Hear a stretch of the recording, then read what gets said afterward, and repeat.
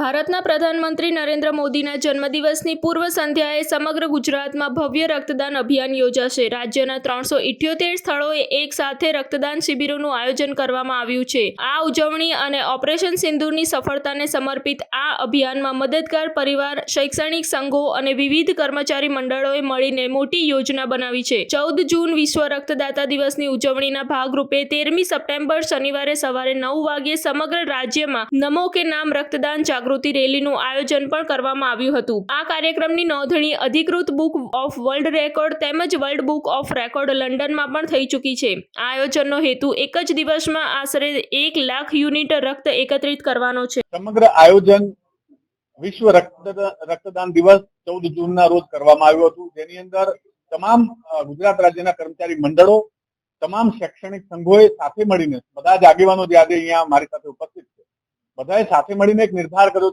કે આ વખતે આદરણીય પ્રધાનમંત્રીના જન્મદિવસની ઉજવણી ઓપરેશન સિંદૂરની સફળતા સાથે કરવામાં આવે। સોલાર સિસ્ટમ લગાવો અને મેળવો 78,000 સબસિડીનો લાભ ને તહેવાર નિમિત્તે ઓફિસ આવી બુકિંગ કરાવનારને ટ્રોલી બેગ એકદમ ફ્રી। વધુ માહિતી માટે સે સોલારનો સંપર્ક કરો।